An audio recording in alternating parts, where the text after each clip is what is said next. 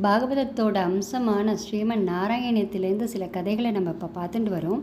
இன்றைக்கி ஸ்யமந்தக உபாக்கியானம் அப்படின்ற கதையை பார்க்கலாம். கிருஷ்ணாய வாசுதேவாய தேவகி நந்தனாய ச நந்தகோபகுமாராய ஸ்ரீ கோவிந்தாய நமோ நமஹா. ஸ்ரீ குருப்யோம் நமஹா. நாராயண பட்டத்திரி தசகம் 80 ஆரம்பிக்கிறார் ஸ்யமந்தக உபாக்கியானம்ங்கிறதுல. சத்ராஜிதஸ்த்வமதலுப்தவதர்க்கலப்தம் திவ்யம் ஸ்யமந்தகமணிம் பகவன்னயாச்சீः தத்காரணம் பகுவிதம் மம பாதி நூனம் தஸ்யாத்மஜாம் துவைரதாம் சலதோ விவோடும் அப்படின்னு ஆரம்பிக்கிறார். சத்ராஜித் அப்படிங்கிற யாதவ சிரேஷ்டன் சூரிய பகவான்கிட்ட ரொம்ப பயபக்தி கொண்டவரான். ரொம்ப தினம் சூரிய பகவானை ஆராதிச்சுட்டு வர்றதுனால சூரிய பகவான் ரொம்ப சந்தோஷப்பட்டு தன்னோட அம்சமான ஸ்யமந்தகமணி அப்படிங்கிற ஒரு ரொம்ப அபூர்வமான கிடைத்தற்கரிய ஒரு ரத்னத்தை அவனுக்கு கொடுக்குறாராம். அந்த தெய்வீகமான ரத்னத்தை வாங்கிட்டு சத்ராஜித்துக்கு ஆனந்தம் தாங்கலை. நடந்து வந்துட்டுருக்கான், கழுத்தில் போட்டு நடந்து வந்துட்டுருக்கானா. அப்போ சூரிய பகவானே நடந்து வர மாதிரி இருக்கான். அவ்வளோ ஒரு பிரகாசமாக இருக்கான். கிருஷ்ண பரமாத்மா சத்ராஜித் கிட்ட மணியை கேட்குறாராம். உக்ரசேன மகாராஜா கிட்ட இந்த மணி இருந்தால் நாடே சுபிக்ஷமாக இருக்கும், மக்களுக்கெல்லாம் எல்லாமே நல்லது நடக்கும், அதனால இந்த மணியை கொடுங்கோ அப்படின்னு பவ்யமாக யாசிக்கிறாராம். அந்த மணியோட விசேஷத்தை சொல்கிறா. அந்த மணி இருக்கிற இடத்துல துர்பிக்ஷம், அகால மரணம், திருடுறது, கொள்ளையடிக்கிறது அந்த மாதிரி எந்த ஒரு விசேஷங்களும் நடக்கவே நடக்காதான்.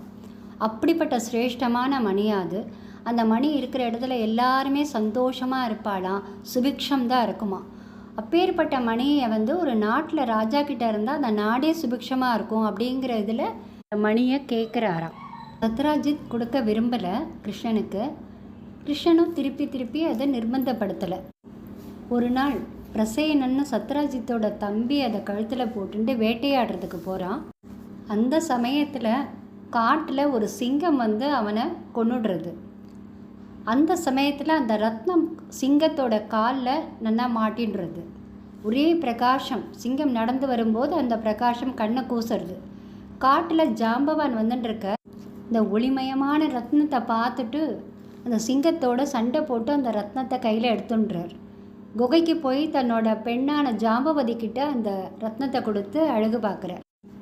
அந்த சமயத்தில் பிரசேனன் திரும்பி வராதனால சந்தேகப்பட்டு கிருஷ்ணன் அந்த மணியை எடுத்திருக்கலாம் அப்படின்னு கிருஷ்ணன் மேலே ஒரு திருட்டு பழியை போடுறாராம் சத்ராஜித். நம்ம மேலே வேண்டாத பழி விழும்போது இந்த மாதிரியான ஸ்யமந்தக உபாக்கியானம், இந்த மணி, இந்த கதையை கேட்டாக்க நமக்கு அந்த பழி நீங்கிடும்னு ஒரு ஐதீகம். கிருஷ்ணனும் நம்ம மேலே வந்த பழியை தொடச்சிடணும் அப்படின்னு காட்டுக்கு போகிறாராம். பிரசேனன் என்ன ஆனா அப்படின்னு பார்க்கலாம் அப்படின்னு சொல்லிட்டு போகிற வழியில் பிரசேனனோட இறந்து போன சரீரம் இருக்கான். அதுக்கு பக்கத்துலேயே சிங்கத்தோட இறந்து போன சரீரமும் இருக்கிறதுனால இது ஏதோ என்ன மாய விந்தையோ இருக்குது தெரியல, பார்க்கலாம் அப்படின்னு நடந்து போயிட்டு இருக்கார். அங்கே ஒரு குகை இருக்குது. அந்த குகைக்குள்ளே போய் பார்க்குறார். அங்கே ஒரு தொட்டில் குழந்தைக்காக விளையாட்டு காட்டுறதுக்காக மேலே மணி அது மாட்டியிருக்கா. அது ரொம்ப பிரகாசமாக இருக்குது. அந்த பிரகாசத்தை அவ்வளோ கண் கூசுறது. கிருஷ்ணன் இந்த மணி தான் அது அப்படின்னு யூகிச்சுன்றார். அதை எடுக்கலான்னு போகும்போது ஜாம்பவான் ஆஹா, என்னுடைய குகையில் தைரியமாக அது பண்ணி இந்த மணியை எடுக்கிறது யார், நீ வா, ஒரு கை பார்த்துடலாம் அப்படின்னு சண்டைக்கு இழுக்கிறார். பட்டத்திரி இந்த இடத்துல ரொம்ப அழகாக சொல்வார். ஜாம்பவான் ரொம்ப சிறந்த ராமபக்தன்.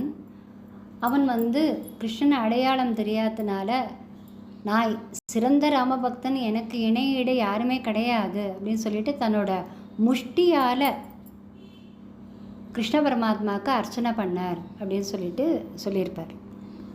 கிருஷ்ணனும் ஜாம்பவானும் மல்யுத்தம் பண்ணாருங்கிறத அழகாக காமிக்கிறார் பட்டத்திரி. பவந்தம் அவிதர்க்கயன் அதிவயா ஸ்வயம் ஜாம்பவான் முகுந்த சரணம் ஹிமாம் கைஹ ரோதுமித்யாலபன் விபோ ரகுபதே ஹரே ஜய ஜயேத்யலம் முஷ்டிபிஹி சிரந்தஸ்தவ சமர்ச்சன்னம் வியதித பக்த சூடாமணிஹி. யுத்தம் 28 நாள் நடக்கிறதா.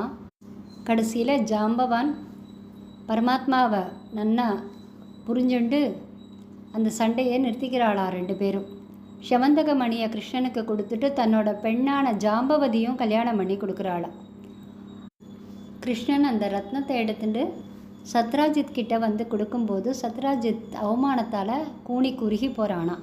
ஆஹா, கிருஷ்ணன் மேலே வீணாக பழிய போட்டோமே, அதுக்கு பதிலாக ஏதாவது செய்யணும் அப்படின்னு யோசிச்சுட்டு தன்னோட பெண்ணான சத்யபாமாவை கிருஷ்ணனுக்கு கல்யாணம் பண்ணி கொடுக்குறாராம். கிருஷ்ணன் சந்தோஷமாக சத்யபாமாவை கல்யாணம் பண்ணிட்டு ரொம்ப சந்தோஷமாக இருக்கிற சமயத்தில் குருட்சேத்திரத்துக்கு போக வேண்டிய அவசியம் வருது அவருக்கு. இந்த சமயத்தில் சததன்வா அப்படிங்கிற யாதவ தலைவன் சத்யபாமாவை ஏற்கனவே கல்யாணம் பண்ணிக்கணும்னு நினச்சிட்டு இருந்தார். இது அக்ரூரரும் கிருத்தவர்மா அவள்லாம் சொல்லி ஏற்கனவே ஒரு ஆசை உண்டாச்சு அவனுக்கு மனசில். சத்ராஜித் மேலே இருக்கிற கோபத்தில் தூங்கிட்டு இருக்கும்போது சததன்வா சத்ராஜித்தை கொலை பண்ணிடுறான்.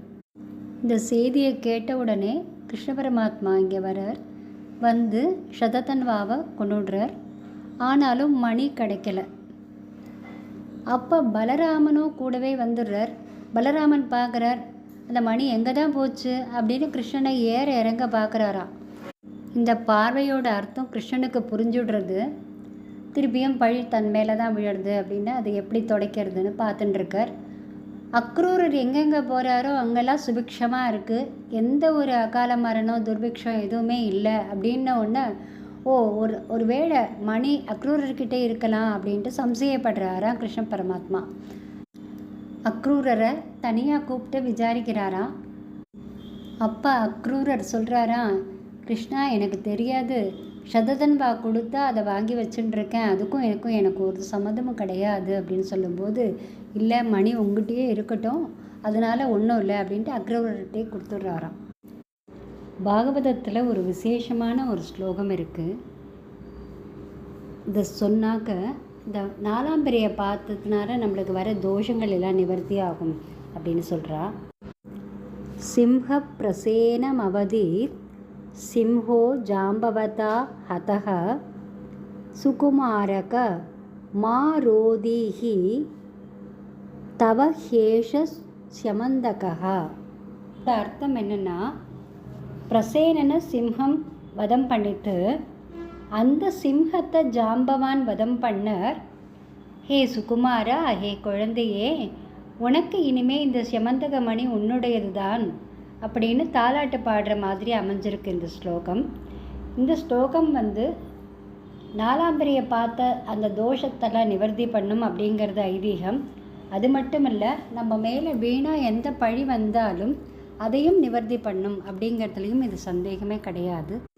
இந்த புண்ணியமான கதையை சொல்கிறதுனால என்ன பலன் அப்படின்னா, நம்மளுக்கு எப்பயுமே சுபிக்ஷமாக இருப்போம், நம்ம எல்லா இடத்துலையும் மங்களம் உண்டாகும், நம்ம மேலே வந்த எந்த பழியாக இருந்தாலும் உடனே நீங்கிடும் அப்படிங்கிறது தான்.